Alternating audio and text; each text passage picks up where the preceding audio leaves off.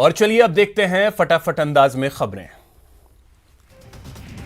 America के Texas में एक आतंकी ने शनिवार को एक यहूदी धर्मस्थल पर हमला कर 4 लोगों को बंधक बना लिया। हालांकि एक बंधक को रिहा कर दिया गया। आतंकी ने टेक्सास की जेल में बंद पाकिस्तानी न्यूरो साइंटिस्ट आफिया सिद्दीकी को रिहा करने की मांग की।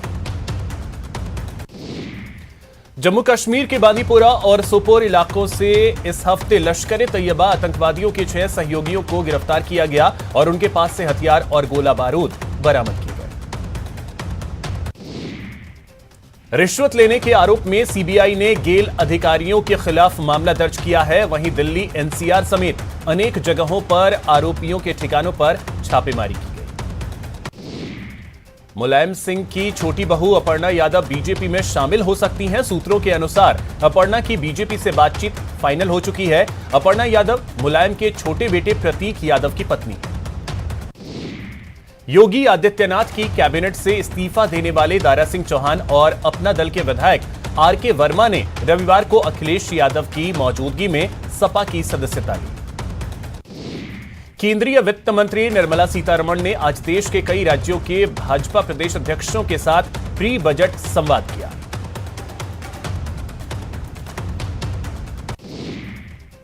राजस्थान बीजेपी प्रदेश अध्यक्ष सतीश पूनिया ने भी करीब 3 घंटे तक निर्मला सीतारमण के साथ वर्चुअली प्री बजट संवाद में हिस्सा लिया। पूनिया ने प्रदेश की इकोनॉमी की रीढ़ कहे जाने वाले सेक्टर्स को बजट में प्रोत्साहन देने की मांग की। कुछ चीजों पर जीएसटी कम करने के भी सुझाव दिए। देश में पिछले 24 घंटे में कोरोना के 2,71,202 नए केस सामने आए हैं। 1,38,331 लोग ठीक हुए, जबकि 314 लोगों की मौत हो गई। मरुधरा में कोरोना का संक्रमण तेजी से फैलता जा रहा है। बीते एक दिन में 8 मरीजों की मौत हुई। 9,676 नए केस सामने आए। एक्टिव केस का आंकड़ा 58,000 को पार कर गया। आज कोरोना वायरस जैसी महामारी के खिलाफ वैक्सीनेशन का 1 साल पूरा हो गया। आज के दिन 16 जनवरी 2021 को देश में स्वास्थ्य कर्मियों और फ्रंटलाइन वर्कर्स को टीका लगाए जाने की शुरुआत हुई थी। देश में कोरोना वैक्सीनेशन के 1 साल पूरे हो चुके हैं। अब तक 157 करोड़ से ज्यादा डोज लग चुकी है। केंद्रीय स्वास्थ्य मंत्री ने वैक्सीनेशन के 1 साल पूरा होने पर बधाई दी और कहा कि सबके प्रयास से दुनिया का सबसे सफल टीकाकरण अभियान चल रहा है।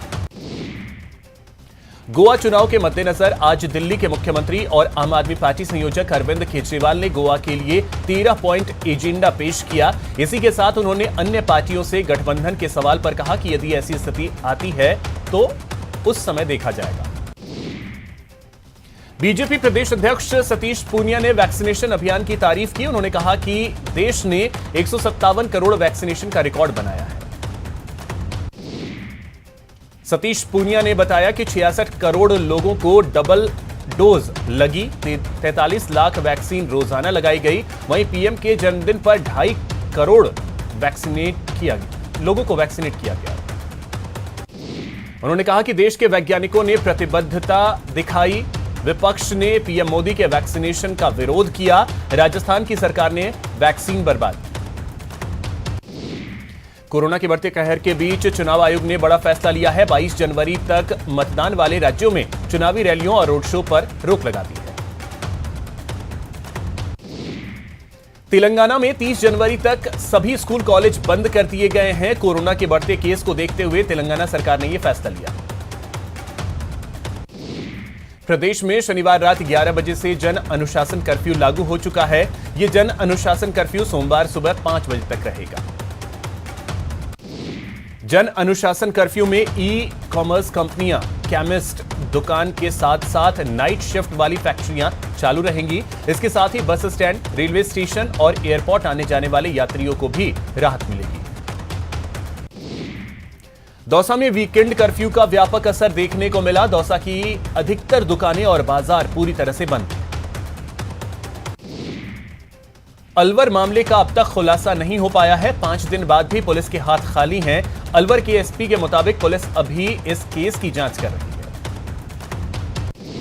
है। राजस्व मंत्री रामलाल जाट कोरोना पॉजिटिव हो गए हैं, जिसके बाद उन्होंने खुद को अपने भीलवाड़ा आवास पर आइसोलेट कर दिया है।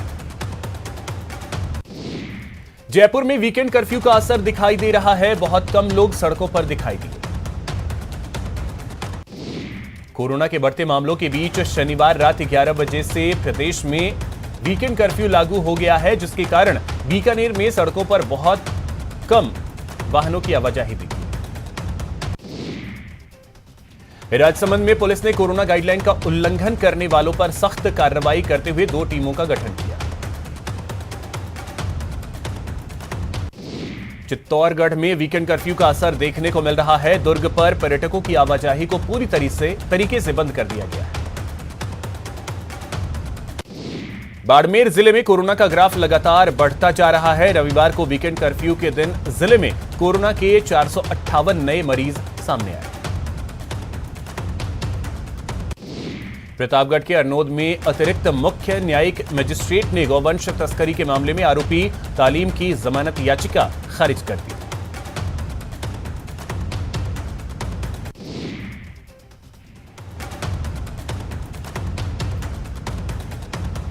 बाड़मेर के धनाव पंचायत समिति की दीनगढ़ ग्राम पंचायत में मनरेगा योजना से स्वीकृत टांके के मस्टर रोल जारी करने के एवज में 3,000 रुपए की रिश्वत लेते दलाल को गिरफ्तार किया गया।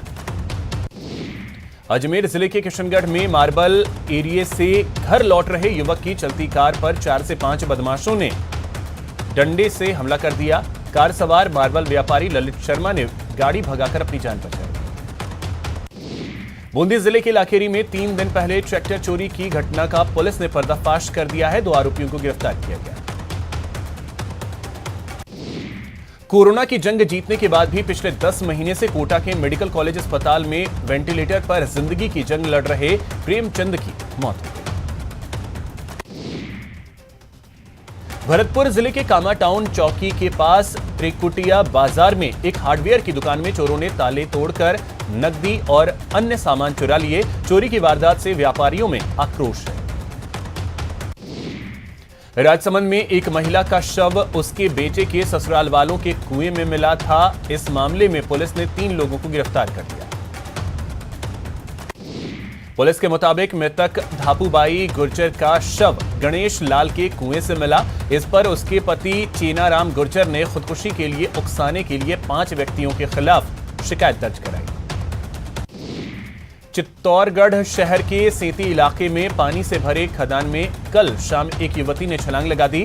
उसे बचाने के लिए उसका बड़ा भाई खदान में कूद गया और वो बहन के साथ डूब गया। सूचना पर पुलिस प्रशासन मौके पर पहुंची और दोनों की तलाश की जा रही है। भरतपुर जिले के कामा कस्बे में चोरी की वारदातों का सिलसिला थमने का नाम नहीं ले रहा है। देर रात को भी कामा टाउन चौकी के पास त्रिकुटिया बाजार में एक हार्डवेयर की दुकान को चोरों ने निशाना बनाया।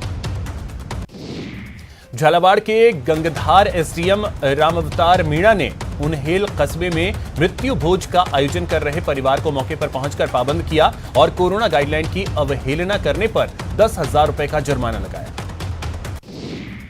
भीलवाड़ा में हाईवे पर डोडा पोस्ट से भरी एक कार अनियंत्रित होकर पलट गई। कार की स्पीड इतनी तेज थी कि सड़क पर 3 से 4 पलटी खाने के बाद सड़क के किनारे नाले में जा गिरी। इस हादसे में कार में सवार 2 तस्करों की मौके पर ही मौत हो गई।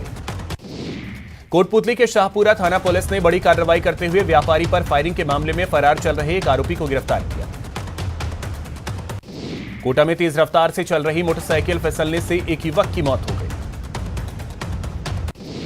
पोखरण के लाठी थाना क्षेत्र में एक नलकूप पर कृषि कार्य करते वक्त एक किसान को करंट लगने से उसकी दर्दनाक मौत हो गई। उदयपुर के देहली गेट चौराहे पर रोडवेज की बस ने बाइक सवार को अपनी चपेट में ले लिया। हादसे में बाइक सवार का पैर टूट गया। हादसे के बाद मौके पर पहुंची पुलिस ने घायल को अस्पताल पहुंचाया। कांग्रेस में कई जिलों में जिलाध्यक्षों के नाम को लेकर एक राय नहीं बन पा रही है, जिसके चलते जिलाध्यक्षों की नियुक्ति में देरी हो रही है। पोखरण के उप जिला अस्पताल में ड्यूटी पर तैनात डॉक्टर श्रवण सिंह तंवर के साथ शराबी युवक के मारपीट से इलाके में रोष है। कोटा में वीकेंड कर्फ्यू की पालना करवाने के लिए प्रशासन जुटा हुआ है। आवश्यक सेवाओं को छोड़कर सब कुछ बंद है। दौसा में वीकेंड कर्फ्यू का व्यापक असर देखने को मिल रहा है। दौसा की अधिकतर दुकानें और बाजार पूरी तरह से बंद हैं। राज्य सरकार के कोरोना से बचाव को लेकर टीकाकरण अभियान पर जोर दिया जा रहा है। वहीं दूसरी ओर चिकित्सा विभाग की ओर से भी जोधपुर के करीब आधा दर्जन अस्पतालों में सुबह 8 बजे से रात 8 बजे तक वैक्सीनेशन लगाने का काम किया जा रहा है। लगातार बढ़ते कोरोना केसों को देखते हुए गहलोत सरकार ने वीकेंड कर्फ्यू लगाया है। वीकेंड कर्फ्यू के दौरान सभी दुकानों को बंद रखा गया है। सिर्फ जरूरी सामान की दुकानें खुली हैं। पश्चिम मध्य रेलवे प्रशासन की ओर से 9 महीनों से टिकट चेकिंग के समय समय पर अभियान चलाए जा रहे हैं, जिसके चलते तीनों मंडलों पर अप्रैल 2021 से दिसंबर 2021 तक टिकट चेकिंग स्टाफ ने बिना टिकट समेत कई मामलों में यात्रियों के खिलाफ 16 लाख मामले पकड़े और 114 करोड़ 50 लाख रुपए का राजस्व हासिल किया। ओमिक्रॉन संक्रमण को रोकने के लिए सरकार की ओर से लगाए गए जन अनुशासन वीकेंड कर्फ्यू का असर बाजारों में देखने को मिल रहा है। राजसमंद जिले में वीकेंड कर्फ्यू का व्यापक असर देखने को मिल रहा है। भीम कस्बे में सुबह से ही पुलिस के जवान बाजार में तैनात हैं और लोगों को बेफिजूल घूमने से रोक रहे हैं और समझाते नजर आ रहे हैं। कोटा में एक्टिव केस का आंकड़ा 3000 तक पहुंच गया है। देर शाम आई रिपोर्ट में भी 394 मरीजों की जांच रिपोर्ट पॉजिटिव पाई गई। टोंक जिले के मालपुरा में केंद्रीय भेड़ एवं ऊन अनुसंधान संस्थान अवेका नगर देश भर के किसानों के लिए भेड़, बकरी और ऊन के साथ ही खरगोश पालन पर भी काम कर रहा है। पाली जिले के बाली नगर पालिका के वार्ड संख्या 3 के कॉलोनीवासी इन दिनों बेहद खुश हैं, क्योंकि 12 सालों के इंतजार के बाद वार्ड में हैंडपंप लगाया गया है। उदयपुर में लेबर के कैंप पर शनिवार देर रात पैंथर आ गया और लेबर के पीछे भागने लगा। पूरी घटना सीसीटीवी कैमरे में कैद हो गई।